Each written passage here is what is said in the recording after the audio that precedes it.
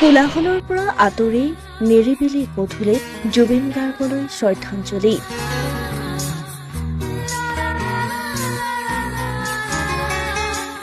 জুবিন গাৰ্গৰ অকাল বিয়োগৰ আজি এটা মাহ সম্পূৰ্ণ হ'ল।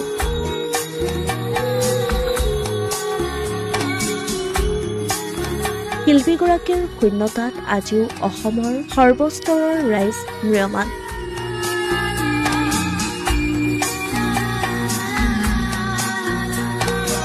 কিন্তু তাৰ মাজতেই ৰাজ্যৰ বিভিন্ন প্ৰান্তত জুবিন গাৰ্গৰ এমহীয়া পূৰ্তি পালন কৰা হৈছে। সোণাপুৰৰ কমাৰকুছিস্থিত জুবিন গাৰ্গৰ সমাধি ক্ষেত্ৰ, কাহিলীপাৰাৰ বাসগৃহৰ লগতে অনুষ্ঠান প্ৰতিষ্ঠানৰ উদ্যোগত বিভিন্ন স্থানত নাম কীৰ্তনৰ উপৰিও তেওঁৰ গীত মাতেৰে এই এমহীয়া পূৰ্তি শোকাকুল পৰিৱেশৰ মাজতেই পালন কৰা হৈছে। এইসমূহৰ উপৰিও গুৱাহাটী মহানগৰীৰ কোলাহলৰ পৰা আঁতৰি এক নিৰিবিলি তথা প্ৰাকৃতিক পৰিৱেশত অনুষ্ঠিত কৰা হৈছে জুবিন গাৰ্গৰ পাৰিবাৰিক শ্ৰদ্ধাঞ্জলি অনুষ্ঠান।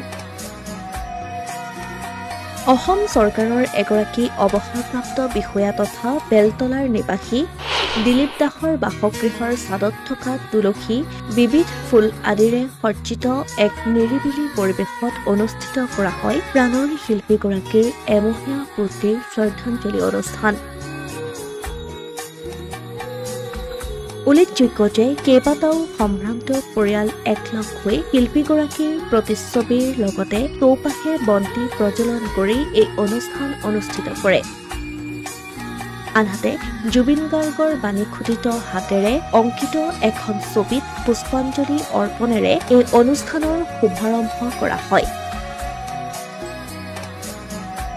ছবিখন অংকন কৰিছে উত্তৰ লখিমপুৰৰ চিত্ৰশিল্পী লক্ষীজ্যোতি শইকীয়াই।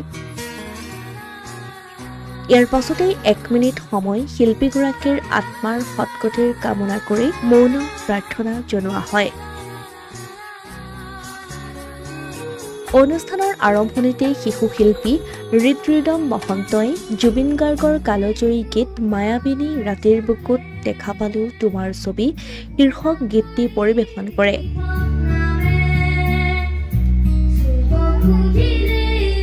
একেদৰে ইয়াৰ পাছত আন এগৰাকী শিশু শিল্পী মৰম গগৈয়ে আবেগে উপচা মন শীৰ্ষক গীতটি অতি সাৱলীনভাৱে পৰিৱেশন কৰি শ্ৰোতা দৰ্শকক আমোদ দিয়ে।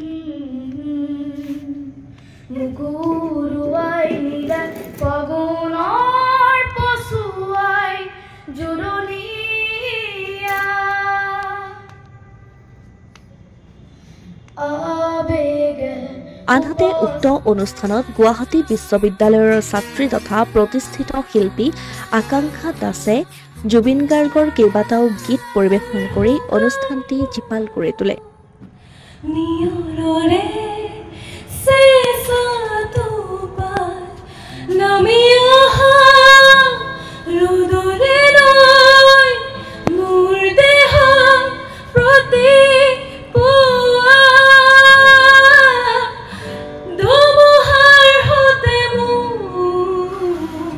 এইখিনিতে এটা কথা উল্লেখ কৰাৰ প্ৰয়োজন যে আজিৰ এই সংগীত অনুষ্ঠানটিত বাদ্য সংগত কৰে অংশুমান মহন্ত আৰু মন দেউৰীয়ে। তাৰোপৰি অনুষ্ঠানটিত উপস্থিত থাকে জ্যেষ্ঠ সাংবাদিক তথা অসমীয়া প্ৰতিদিনৰ সহযোগী সম্পাদক প্ৰকাশ মহন্ত আৰু তেওঁৰ পৰিয়াল। লগতে জিতেন গগৈৰ পৰিয়াল আৰু দিলীপ দাসৰো পৰিয়াল উপস্থিত থাকে এই অনুষ্ঠানত। সমান্তৰালকৈ মন দেউৰী, সুভাশিষ মহন্ত আৰু অংশুমান মহন্তৰ পৰিয়ালবৰ্গও উপস্থিত থাকে এই অনুষ্ঠানত। Asomiya Pratidin digital desk.